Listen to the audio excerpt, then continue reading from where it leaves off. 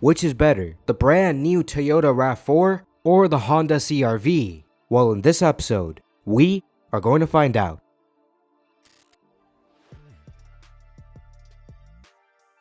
The RAV4 gets a completely updated exterior design. On the front, it gets new headlights. Base models get a body-colored grille and a relatively clean-looking bumper. Higher-end versions get more aggressive exterior styling. On the side, the roofline extends a little bit more to the back than on the previous RAV4. Also, it gets big windows, and the body panels have a lot of different creases and shapes. On the back, it gets slim taillights. And like with the front bumper, base models get a clean looking rear bumper. Higher end versions get a more aggressive looking bumper, along with other minor exterior upgrades. Now, the lightest version of the RAV4 weighs above 3,600 pounds, which is about 300 pounds more than the previous version, mainly due to the hybrid system. Overall, it looks decent, though if I have to be honest, the previous RAV4 looked better. The CR-V on the front gets a big grille with slim headlights, a relatively clean looking bumper, and a smooth hood. Like with the RAV4, higher end versions get a more aggressive exterior styling. On the side, it has much smoother body panels than on the RAV4. It gets this one sharp crease going straight from the headlight to the taillight, and a few other creases lower down. In addition, it gets a slightly more boxy shape than the RAV4. On the back, it has these sharp looking taillights, and overall a clean appearance. Now, the lightest version of the CR-V weighs at about 3,500 pounds. Quite a bit lighter than the RAV4, and in my opinion, it looks way better than the RAV4. It's a beautiful looking car.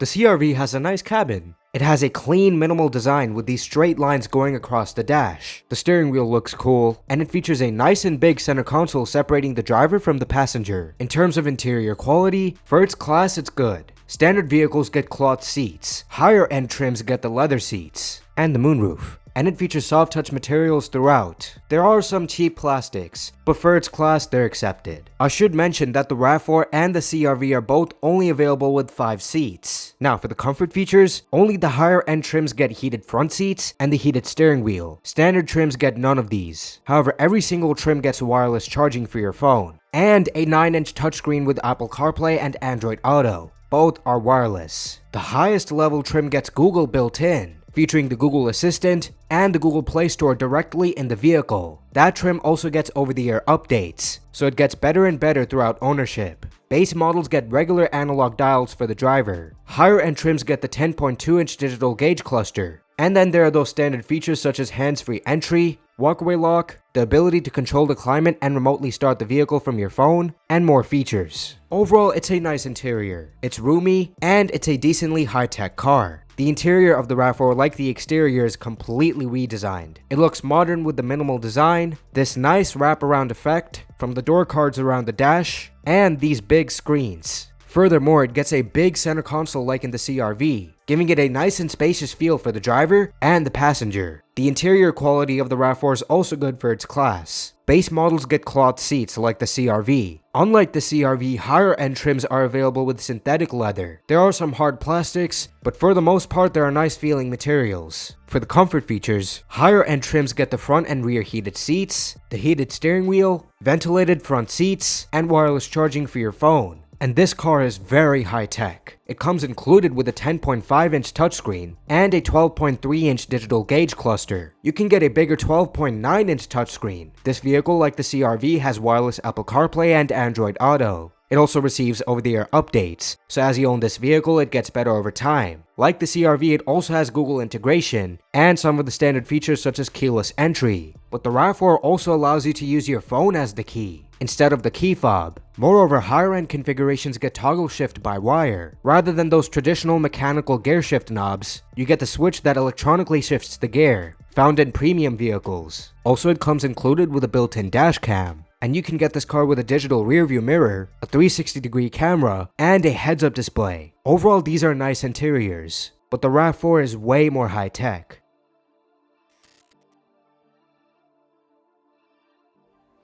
The RAV4 has 37.5 cubic feet of space in its trunk. The CR-V has 39.3 cubic feet of space in its trunk. The CR-V also has a towing capacity of up to 1,500 pounds. The RAV4's towing capacity is up to 3,500 pounds, more than double. The CR-V has a ground clearance of up to 8.2 inches. The RAV4's ground clearance is up to 8.5 inches.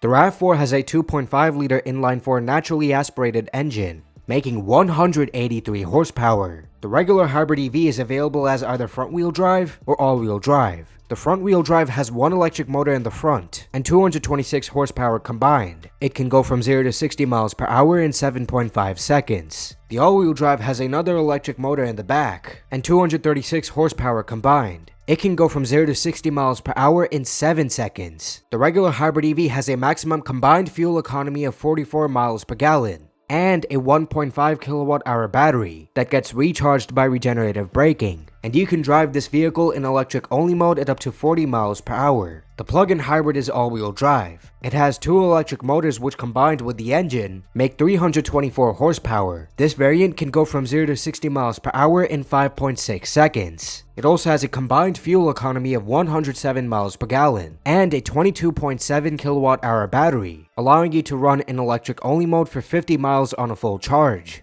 And you can drive in electric-only mode at up to 84 miles per hour. All variants have an electronic continuously variable transmission, designed for improved efficiency over a regular CVT. The gas models of the CR-V have a 1.5-liter inline-4 turbocharged engine, making 190 horsepower. The front-wheel drive can go from 0 to 60 miles per hour in 8.1 seconds, and has a max combined fuel economy of 30 miles per gallon. The all-wheel drive can go from 0 to 60 miles per hour in 8.7 seconds, and has a max combined fuel economy of 29 miles per gallon. These variants have a regular continuously variable transmission. The hybrid models have a 2-liter inline-4 naturally aspirated engine, making 145 horsepower. The front-wheel drive has one electric motor. It can go from 0 to 60 miles per hour in 7.6 seconds, and has a combined fuel economy of 40 miles per gallon. The all-wheel drive has two electric motors. It can go from 0 to 60 miles per hour in 7.9 seconds, and it has a combined fuel economy of 37 miles per gallon. All hybrid variants have 204 horsepower combined, and a 1.1 kilowatt-hour battery which gets recharged by regenerative braking. They can run in electric-only mode at up to 40 miles per hour, and they feature the electronic CVT.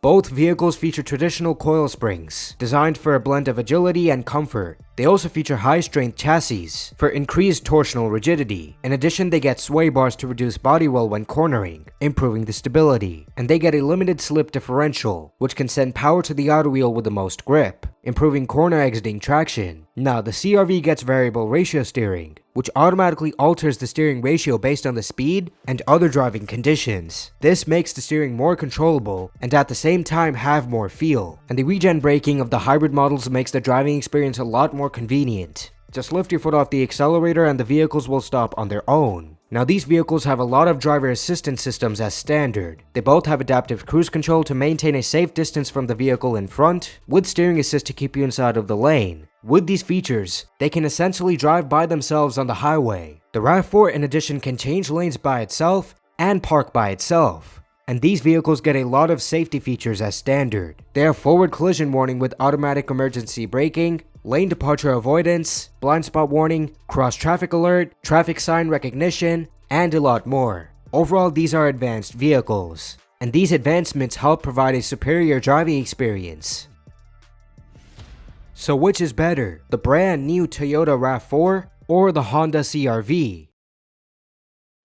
It's the RAV4. This is a close match, but the RAV4 is the newest car here, and its value is better. But do you guys agree? Let me know in the comments down below. Which vehicle do you guys prefer? Also, let me know any other car comparison you'd like to see. If you enjoyed this video, make sure to give it a like, subscribe to my YouTube channel, follow me on X, and turn on all notifications so you don't miss out on any new episode posted. But anyways, that's gonna wrap it up for today's episode.